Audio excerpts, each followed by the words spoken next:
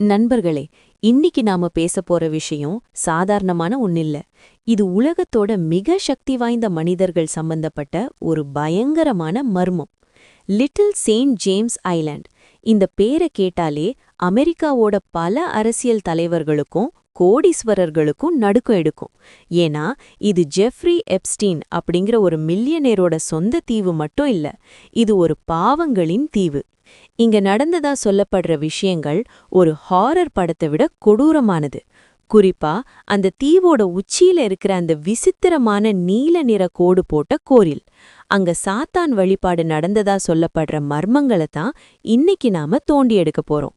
முதல்ல இந்த Jeffrey Epstein யாருன்னு பாப்போம். அவர் ஒரு சாதாரண மனிதர் இல்ல. அமெரிக்காவோட முன்னாள் அதிபர்கள், பிரிட்டிஷ் இளவரசர்கள், மைக்ரோசாஃப்ட் பில்கேட்ஸ் வரைக்கும் எல்லாருமே இவரோட நெருங்கிய நண்பர்கள். இவரோட சொந்த தீவுக்கு இவங்க எல்லாரும் அடிக்கடி போயிட்டு வருவாங்க. ஆனா அங்க அவங்க என்ன பண்ணாங்க? ஏன் அந்த தீவுக்குள்ள வெளியாட்கள் யாரும் நுழைய அனுமதி இல்ல? 2019ல எப்ஸ்டீன் ஜெயில்ல மர்மமான முறையில இறந்ததுக்கு அப்புறம்தான் அந்த தீவோட உண்மையான கோரமுகம் வெளியே வர ஆரம்பிச்சது. அந்த தீவுல இருக்கிற ஒரு கட்டிடம் தான் எல்லாருடைய கவனத்தையும் ஈர்த்தது. அது பார்க்கறதுக்கு ஒரு கோயில் மாதிரி இருக்கும், ஆனா அதுக்கு ஜன்னல்களே கிடையாது. அந்த கட்டிடத்தோட வாசல்ல 2 பக்கமும் தங்க நிறத்துல சிலைகள் இருக்கும். இத பார்த்த பல ஆராய்ச்சியாளர்கள் இது ஒரு சடங்கு செய்யும் இடம் அப்படின்னு சொல்றாங்க. குறிப்பா மோலாக் அப்படிங்கிற ஒரு பண்டைய கடவுளை அல்லது சாத்தானை வழிபடத்தான் இந்த இடத்தை எப்ஸ்டீன் பயன்படுத்தினாரா அப்படிங்கிற கேள்வி எழுப்பப்படுது. ஏன்னா அங்கிருந்து மீட்கப்பட்ட சில ஆவணங்கள்ல விசித்திரமான சடங்குகள் பத்தின குறிப்புகள் இருந்ததா சொல்லப்படுது. அடுத்ததா அந்த தீவுக்கு அடியில இருக்கிற சுரங்கப்பாதைகள். ட்ரோன் மூலமா எடுக்கப்பட்ட வீடியோக்கள்ல அந்த தீவு முழுக்க பூமிக்கு அடியில போகக்கூடிய பெரிய சுரங்கப்பாதைகள் இருக்கிறதா தெரிய வந்தது. எப்ஸ்டீன் எதற்காக இந்த சுரங்கப்பாதைகளை உருவாக்கினார்? அங்க கடத்தி வரப்பட்ட அப்பாவி சிறுமிகள் அடைத்து வைக்கப்பட்டிருந்தார்களா? அல்லது அங்கதான் அந்த ரகசிய சாத்தான் வழிபாட்டு சடங்குகள் நடந்ததா?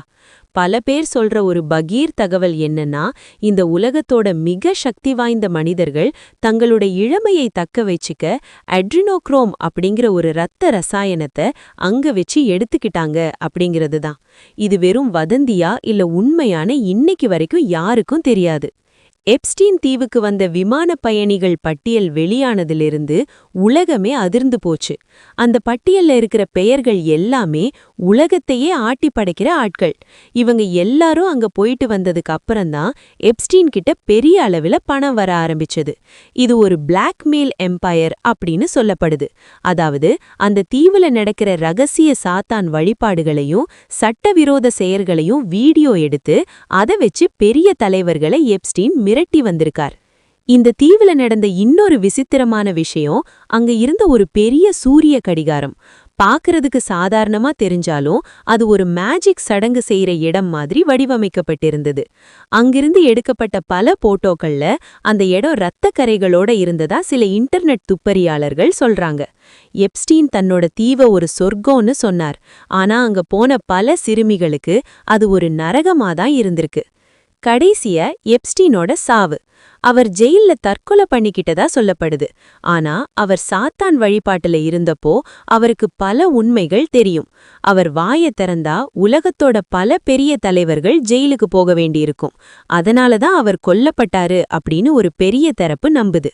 எப்ஸ்டீன் இறந்துட்டாலும் அந்த தீவுல இன்னும் அந்த மர்மமான அதிர்வுகள் இருப்பதா அங்க பக்கத்துல இருக்கிற மக்கள் சொல்றாங்க.